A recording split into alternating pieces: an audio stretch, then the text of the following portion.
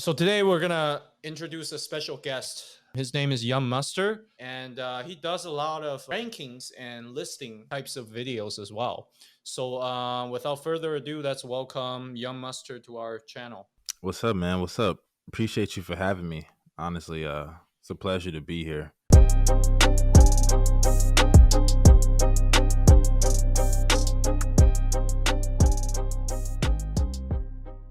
So we're gonna talk about your list of the most overrated players in the NBA right now. Okay, so what do you got for us? Okay, so I'm gonna get things started with one guy that I think is pretty overrated. Is he your number 5 or your number 1? It's not really in order. I'm just gonna name like 5 overrated guys. Okay. Yeah. Okay. The first one I would say Devin Booker. Yeah, I think Devin Booker is somewhat overrated. I ain't gonna lie, I don't love D-Book. He's a cool player, but he's not one of my favorites. And the reason I say he's overrated is because I see a lot of people put him in the same convo sometimes as like Jason Tatum. I don't think he's on Jason Tatum's level. A few people even go as far as to compare him to Luka. I think a lot of people give him a pass for playing bad a lot. Like these past playoffs, everybody blamed Chris Paul for them losing. And mind you, Devin Booker was right there shooting trash in those games. And nobody blamed him. Like nobody brought him up. He escapes all the blame. If Devin Booker was the player that people think he is, then they should have won a championship. He's had the best supporting cast in the league over the last couple seasons. Think about it. Put Luka on that team, they're champions. Put Giannis on that team, they're champions. Put Kevin Durant on that team, they're champions. Hell, I'll even go this far. Put Jason Tatum on that team, I think they're champions. Paul George, I think they're champions. Because those guys are just better and more impactful than Devin Booker is as a player. I think the only reason why he's overrated now, though, mind you, I don't think that highly of Devin Booker either. But I think there's a shortage of great shooting guards nowadays in this league. Because I agree. Where are you going to rank Devin Booker as far as shooting guards go? I think he's at least top 2, if not first. I mean, me personally, I don't think he's that much better than Bradley Beal. I think Bradley Beal is like really good. I think he's on that tier. Him, Bradley Beal, Donovan Mitchell, Zach LaVine, they're all like very close to each other to me. I think they're all just as good. Like you can pick one over the other, but I think because Devin Booker's in the best situation, people give him the edge. People forget he was doing nothing back then before Chris Paul. Like he was a loser, that's where he was at the bottom of the West, fighting for lottery picks every year. I remember when like middle of the season, when it was Jokic, Giannis, Embiid, those were the MVP guys. All of a sudden, Devin Booker goes off one game and everybody's like, yo, we're kind of forgetting about Devin Booker. He should be in the MVP conference. The Suns are the first seed. Why are we not talking about Devin Booker? I'm like, why we're not talking about Devin Booker? He's not as good as those guys. I feel like people like to throw him in conversations that he has no business being a part of at all. But I think that's because, again, you mentioned they had the best record. I think that's the biggest reason. And you're not going to say, Chris Paul averaging 14 points and he was going to be in the MVP conversation. So your only other choice was Devin Booker. I think that's kind of same reason why he's like the number 1 shooting guard right now. It's just, there was nothing else. So, all right. So who's your second player that's overrated in the league right now? Okay. I'm going to go with Dejounte Murray. When I see what the Hawks gave up for him, and now like I look at this offseason and see all these other teams, like I see what the Cavs did, the KD is staying with the Nets. I'm like, bro, do they really need to give up all those picks that they gave up for Dejounte Murray? Like they traded 4 first-round picks. 4 for this man. And Dejounte Murray is good, but he isn't even like a real all-star. Like he made the all-star team last year because somebody got injured. He's not a real all-star. And you gave up 4 first-round picks for this guy's gonna walk into Atlanta and average 15, 6, and 6. And they gave up all those picks for him. And mind you, the Hawks are not even gonna be that crazy good. Like I look at the East, they're not better than Miami. They're not better than Boston. They're not better than Milwaukee. They're not better than the Sixers. They're not better than the Raptors. I don't really know what they are. So let's leave them out of this. I don't think they're better than the Bulls. I'm a Bulls fan, so maybe I'm biased. I don't think they're better than the Nets. I don't think they're better than the Cavs. And that's 7 teams right there. Man, you're going to say they're not better than the Bulls? Come on, man. I think people forget the Bulls were suffering a lot of injuries. Lonzo only played like 30 games last year, and Lonzo was a very big part of our team. Don't forget, before all those injuries, we were the #1 seed in the East at a point in time. And I'm going to get to playing a very, very weak schedule. I mean, you could say it was a weak schedule, but like the Hawks ain't beating those teams anyway. So I don't think they're that good. I don't know. With Dejounte, as a scorer, he's not that efficient. Like, he's not a 3-point shooter. He's not a great free throw shooter. Getting better, though. You know? He's gotten better, for sure. Like, I think his mid-range is good, too. He's a good mid-range shooter. But he's not that great of an off-ball player, you know? I think he's going to help Trae Young off-ball. I'm kind of confused by your reason, though, because you have him on the overrated list right now because of the trade that happened. That's your main reason. It's not just the trade. I think a lot of people's reactions as well. Like, I'm seeing people say this is like the best backcourt in the NBA. I'm like, bro, no, they're not. They're not the best. I like Dejounte. Like, I think he's a good player, and in the right situation, he can be like all-star caliber maybe, but he's not that good of a scorer. His defense has declined from like recent years, and even if it goes up, I don't look at him like an elite defender. He's not. He is like a tier or two below. Like, think about it. He's not a better defender than Drew Holiday. Drew Holiday is an elite defender. Derek White, elite defender. Marcus Smart, elite guard defender. He's those are the elite guards. White. Come on, man. No, he's not. He's not better than Derek White. Derek White was. Derek White wasn't even the best 5 defender on the Boston Celtics. That's no shame in that. Marcus Smart, Robert Williams, those are some great defenders right there. Those are better defenders than Dejounte Murray. So that's fine.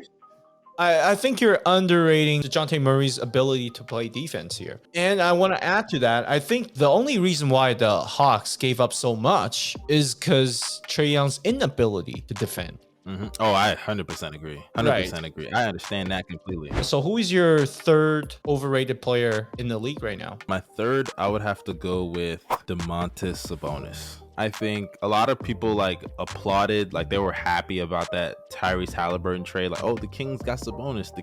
They finally gave De'Aaron Fox help. I'm like, bro, how good do y'all think Sabonis is? Sabonis is a good player. And mind you, all these guys I'm talking about, these are good players. And Sabonis is good. But there are a lot of flaws in Sabonis' game that like are gonna get exploited on the Kings. He's not a good shooter, right? He's not a 3-point shooter, and he's not a good defender. Jokic, man. Oh God, that's disrespectful to Jokic. I see the Jokic comparison. I see some Jokic in him. He's a good passer, post-up player, but Jokic is a better shooter, and defensively, he's actually a better defender than Sabonis too. Sabonis as a defender is horrible. He's a bad defender. And in this league, you're never going to win much with a bad center, on defense at least, because like rim protection is so important. You need both rim protection and perimeter defense to win a championship. But if you're missing one or the other, it's a big deal. And if you're missing rim protection, it's the worst thing. If Sabonis is playing the 5, that is not a good thing. I do not think he should be playing the center. All right, so who is your fourth overrated player then? My fourth overrated player, I would say RJ Barrett. The reason is because we actually, on my podcast... people overrating him? Yeah. It's mainly Knicks fans. But on my pod recently, my podcast, we talked about RJ Barrett like a couple weeks ago. Ironically, we were ranking overrated players. And RJ didn't even cross my mind. I didn't even think about him. And then like one of my podcast members had said RJ Barrett, he thinks RJ's overrated because Knicks fans overrate him. I was like, okay. Then on Twitter, weeks after we finished this episode, some Knicks fans posted that video and they were like, oh, I cannot believe they said this about RJ, because we were just saying, yo, he's not reaching his ceiling, y'all are overrating him. And I was just seeing a bunch of Knicks fans just shitting on us. They were like coming at our look. They weren't even keeping it bad, but they were calling us ugly. That's no good. They were so mad because we said this about RJ. And even in the mentions under the tweet where they posted the clip, RJ actually responded and he laughed. Like, he just dropped laughing emojis. So RJ Barrett saw that clip. So like he responded to your Twitter account. Yeah. Oh, well, not our Twitter account. Well, I guess technically, but someone just posted the clip and tagged our Twitter account. Okay, So okay. after, all that happened, I was just looking at what Knicks fans were saying. They were overrating the hell out of this guy. Like, they were saying this guy's going to become a Hall of Famer. Like, he's going to become a perennial all-star. I'm like, dude, this guy is nowhere near what y'all think he is. I think, honestly, RJ, at best, is like, you see what Andrew Wiggins just did? I think he's like that. I think he's like an Andrew Wiggins type of player where you can put him as like the third, fourth option on a team and they can win a championship. He's a nice defender. He's not like a crazy good playmaker.